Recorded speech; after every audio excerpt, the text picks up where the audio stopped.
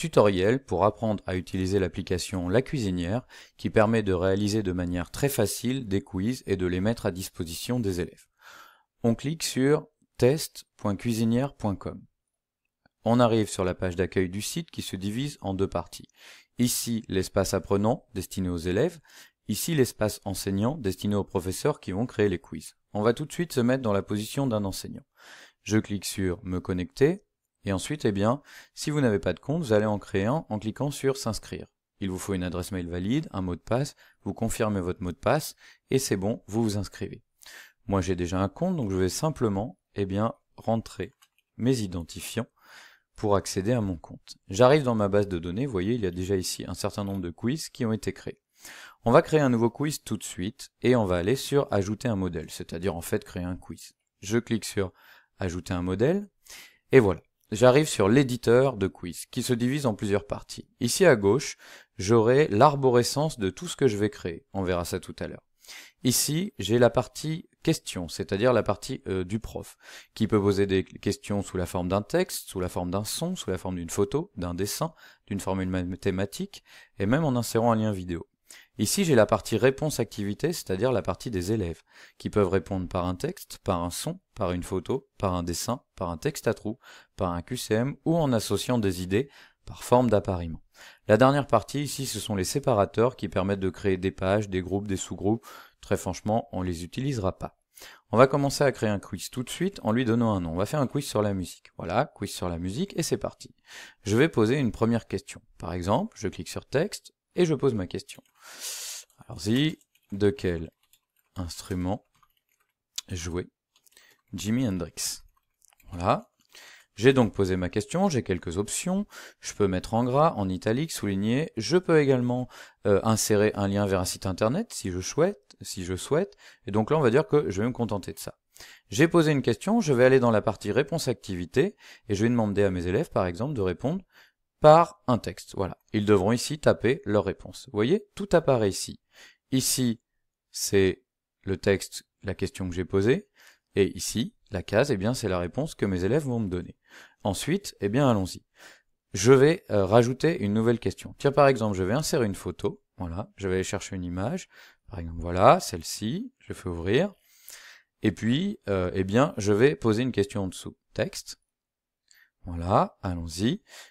Quel est le nom de ce célèbre groupe? Voilà. Et là, je vais demander à mes élèves de répondre, par un QCM. Tiens, allons-y. Hop, QCM, c'est parti. Allez, première réponse de Who. J'ajoute une ligne. Réponse suivante, les Beatles.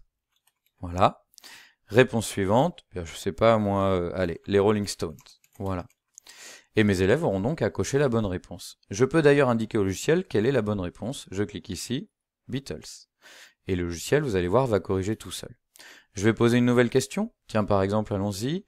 Je vais poser une question texte. Allons-y. Associer les instruments suivants avec les bonnes catégories. Je vais aller sur, appariement, associer, et voilà. C'est parti. Allez, un premier instrument, on va mettre une guitare. Voilà, hop là. Et en face, je vais mettre qu'il s'agit d'un instrument à cordes. Voilà. Je vais ajouter une nouvelle paire. Allons-y, c'est parti. Un tambour, qu'il s'agit donc d'un instrument à percussion. Voilà. J'ajoute une nouvelle paire. Je vais en mettre un dernier. Par exemple, qu'est-ce qui nous manque? Tiens, la trompette, qui est donc un instrument à vent. Voilà, vous voyez, mes paires sont associées, 0 va avec 0, 1 va avec 1, 2 va avec 2. Et moi, je vais donc les mélanger, et ce sera donc à mes élèves de les réassocier entre elles. Voilà, donc ça c'est pas mal. Tiens, je vais rajouter une question de dessin. Allons-y, je vais remettre par exemple texte, c'est parti. Et je vais mettre ici, entouré sur la photo suivante, en rouge, la guitare, et en bleu, la basse. Alors évidemment, j'ai prévu mon coup. Je vais donc aller dans l'outil dessin. Mes élèves vont répondre avec un dessin. Je clique sur dessin. Je vais ici donc insérer mon image. Voilà. Je l'ouvre et voilà. Mes élèves répondront en utilisant cet outil dessin. On verra ça tout à l'heure. Allez, je rajoute une dernière question. Hein, par exemple, allez, très rapidement, hop, je vais rajouter, tiens, je vais mettre une question vidéo. Hop, allons-y. Je vais mettre une vidéo. Vous voyez, je vais mettre l'URL. Alors pareil, j'ai préparé mon coup. J'ai trouvé une vidéo sur YouTube. Un clic droit, copier. Je retourne dans la cuisinière. Je colle l'URL. Voilà. Hop, c'est bon, ma vidéo est là. Et je vais poser une petite question. Texte. Allons-y. Cet instrument est... Et puis tiens, mes élèves vont répondre par un QCM. Voilà. Je vais mettre un piano. Hop, je rajoute une ligne. Un clavecin. Voilà. Et puis un dernier, je sais pas moi, un xylophone. Voilà. Ah, c'est pas vrai. Voilà. Pareil, j'indique la bonne réponse, piano. Voilà. Et puis ensuite, je pourrais rajouter un texte à trous. On va pas le faire, hein, vous testerez. Je peux aussi demander à mes élèves d'enregistrer un son. Tiens, par exemple, texte. Allons-y. Hein, enregistrer le son de votre instrument préféré. Et puis donc, par exemple, je leur demande de répondre sous la forme d'un son. Voilà. Donc ils pourront soit ajouter un fichier MP3, soit s'enregistrer s'ils ont un micro. Alors vous voyez ici sur le côté, tout est apparu. Alors tiens, imaginons que je me sois trompé. Tiens par exemple, imaginons que... ah mince, j'ai oublié de rajouter une question ici entre les deux. Vous allez voir, c'est très simple, je vais rajouter une question, hop, texte.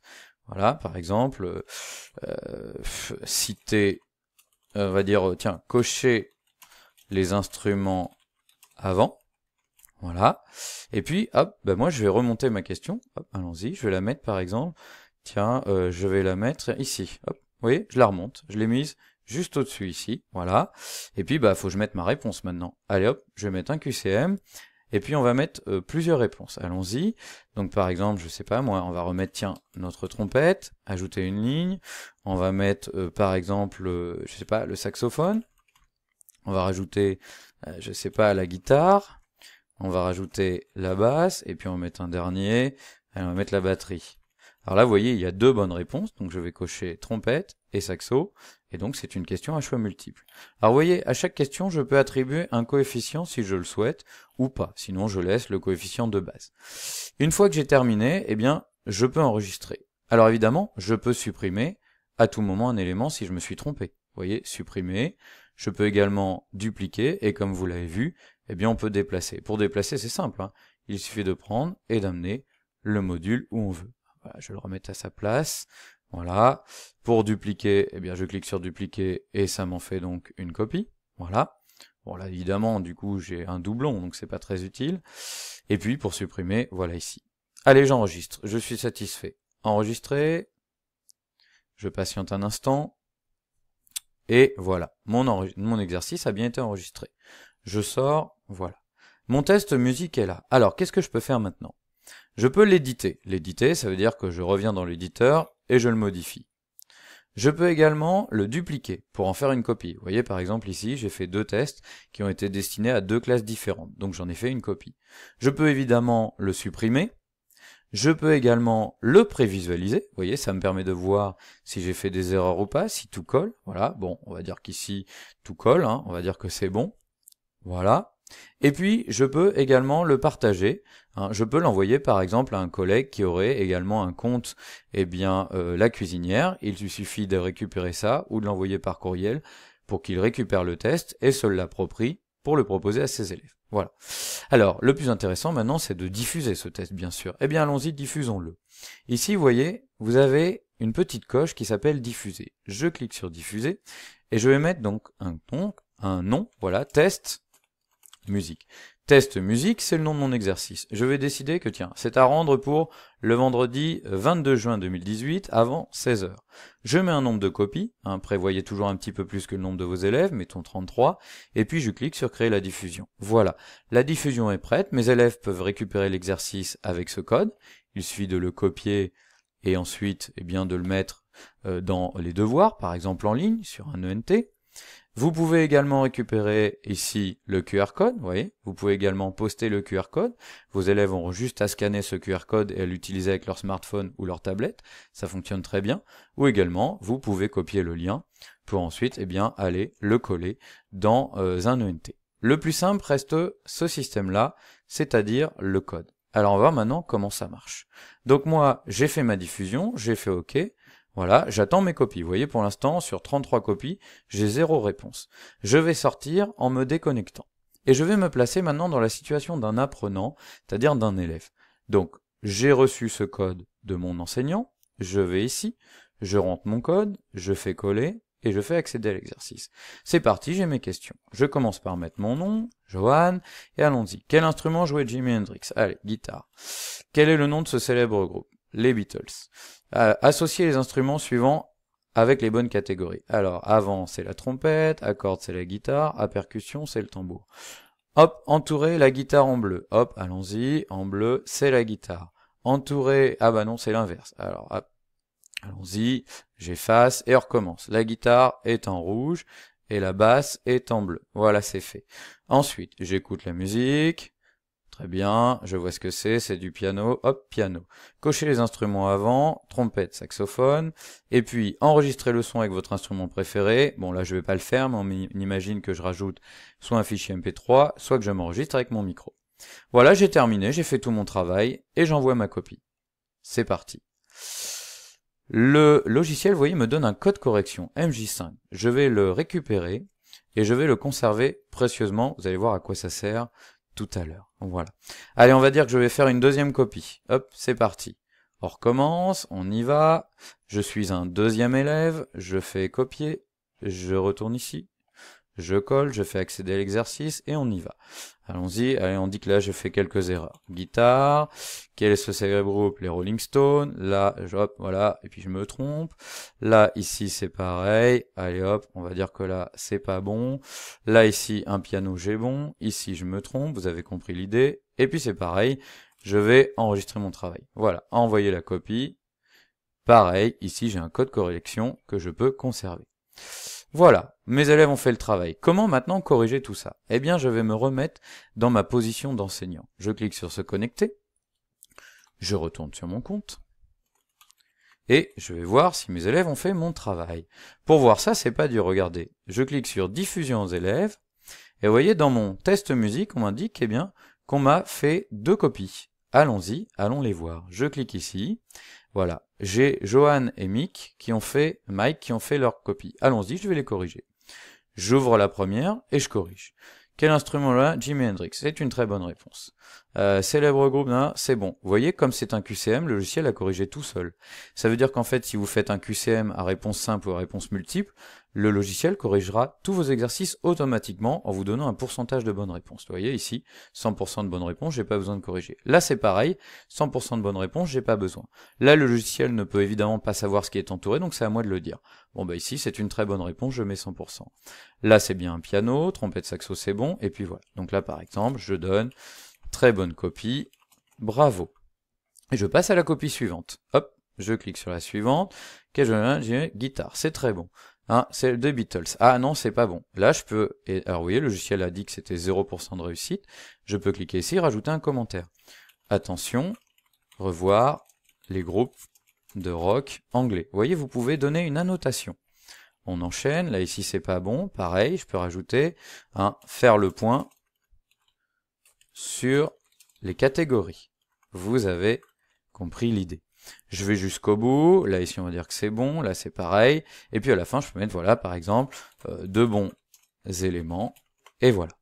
Et c'est parti. Hop, c'était ma dernière copie, j'ai tout corrigé, je ferme. Et alors ensuite, eh bien, je vais diffuser les corrections, c'est-à-dire que je vais renvoyer les copies à mes élèves.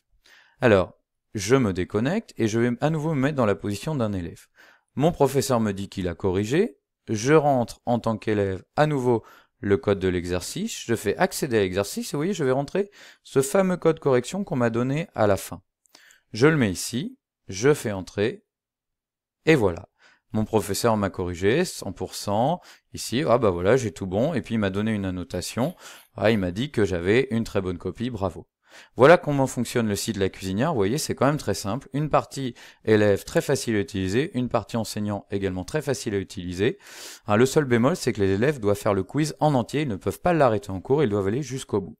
Voilà maintenant à vous de jouer pour prendre en main ce logiciel vraiment très pratique et très utile, notamment pour récupérer facilement les copies et envoyer ensuite des corrections aux élèves.